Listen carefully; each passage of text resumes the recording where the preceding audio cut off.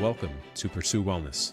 This show is by chiropractors and for chiropractors, helping you with practical science for better patient results, physiology and labs, rehab and exercise, supplements and nutrition, unfounded trends, no opinions, just science. Let's get started. I hope you're ready for part 2, because here we are. We're going to talk about part 2 of neck pain. This is a part of a 3 different video series, but in this video, we're going to talk specifically about headaches and TMJ issues and dizziness, things that are also associated very commonly with neck pain. So I had mentioned in the first video that the number one thing we need to be doing is making sure we're figuring out the actual root cause rather than just treating site of pain. I hurt right here, doctor. Can you please just pop it right there? When in reality, it could be a postural issue, a compensation, or a muscle loading issue. So now let's get into why we get headaches with some of these things, why the TMJ is associated, and why dizziness can be associated too. A lot of people who have some sort of neck dysfunction, they typically will develop some sort of headache or jaw tension, facial pain, sometimes just clicking in their jaw whenever they eat, or yawn or too wide. They also can experience some dizziness, migraine symptoms, or pain behind the eyes. So let's get into why this happens. Let's talk about the muscles that are associated with headaches. Cervicogenic headaches, meaning this is arising from the cervical spine. So when the head moves forward, like I mentioned in part 1, with chiropractic biophysics, we understand that our head has a weight, and the more forward that it goes, the more tension and improper loading that we get put on our muscles. The upper traps, the levator scapula, the suboccipital muscles, those are the muscles that are most commonly overlooked. We get a lot of patients come in with suboccipital pain, or especially insertion point of levator scapula pain, that trigger point pain. And when it comes to those being the site of pain, we can't forget about the sternocleidomastoid, or your SCM. That, along with your pecs and your upper traps, are very strong. And a lot of times the issues are created because our head goes forward in the sternocleidomastoid, the pecs, those take over and they become too short, pulling at the suboccipital muscles, the levator scapula, the rhomboids, your lats. All of it can be associated with head going forward. The upper cervical spine, where your suboccipitals lie, also shares neurological connections with the trigeminal system.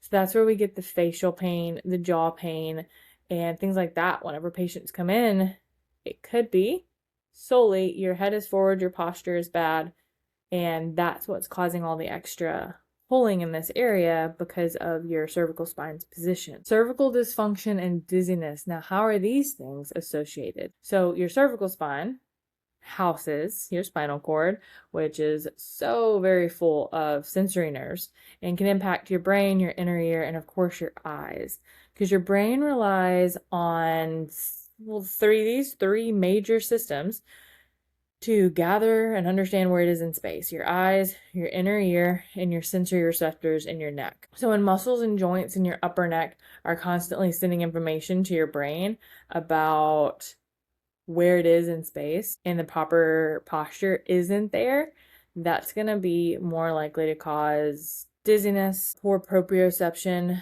nociception, which we understand nociception has to do with where the joints are moving and how they communicate to the brain.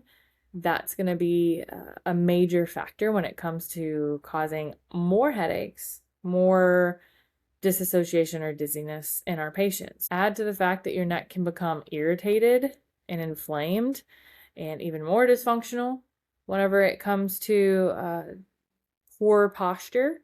Now your brain's getting even more signals and more messages, and it's going to create more compensation just to get you to stop moving. because if it's not getting the proper signals of where you're at in space, it doesn't want you moving poorly and risking injuring yourself. So yes, this is important for our average patient on the day-to-day. We don't want them getting dizzy every time they turn their head, or feeling out of it, being more susceptible to migraines whenever they're driving their car or walking down the street. But I see a lot of athletes as well. And when it comes to that hand-eye coordination, it relies heavily on your brain understanding where you're at in space in this proprioception. So cervical dysfunction has way more of an impact on us overall than just pain. Also, we have to understand that the TMJ, the temporal mandibular joint, your jaw, doesn't function completely just independently of your neck. And neither does your tongue in the position of your tongue. So ideally, your tongue should be resting on your palate. And what it does is it almost holds that up gently against the roof of your mouth to help with breathing. And then supports the whole system. So when we have somebody who keeps their airway open and their head goes forward, this is gonna, it's gonna cause issues with the jaw. It's gonna put too much loading on the jaw the way that it's not supposed to be.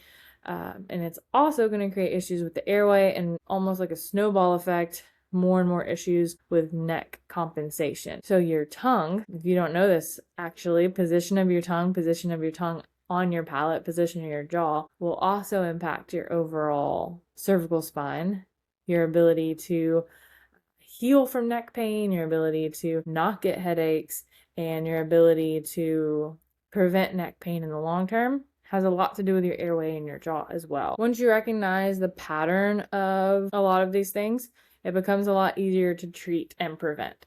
So I just mentioned airway and tongue position. These are people that are snoring more, that have more dark circles under their eyes. These are people we can see come into our office who are visibly forward and visibly tight and visibly uncomfortable. And they're coming into our office, and they're saying, I have neck pain. We should think you have a lot of other stuff going on that we need to address. Because if I solely focus on your neck and your neck alone without addressing the muscles that are involved, the levator scapula, the suboccipitals, stretching and lengthening those SCMs in your pecs, rehabbing and strengthening the levator, the traps, the suboccipital muscles, then we're going to miss the mark when it comes to helping this person long term. If we also see that they're really bad mouth breather, there are specialists out there that specialize in airways and making sure that the tongue does properly sit where it's supposed to. This is where I get really big into preventative medicine too, starting your child early with things like breastfeeding, chewing more dense foods, avoiding mouth breathing as you're young. This is going to prevent neck issues, jaw issues, so many other issues, because even when it comes to just breathing and how important the neck is for that, it's going to impact this person neurologically long term as well. Whew, we could get into that really, really deep. But once you understand that headaches, eye strain, dizziness, tinnitus, poor shoulder mobility in our athletes, brain fog, poor sleep quality, all these things can be associated with, well, doc, my neck hurts. Well, okay, we know now that we have other things to address, and it's a much bigger issue than just neck pain. So we're going to make sure we treat the body and the system as a whole.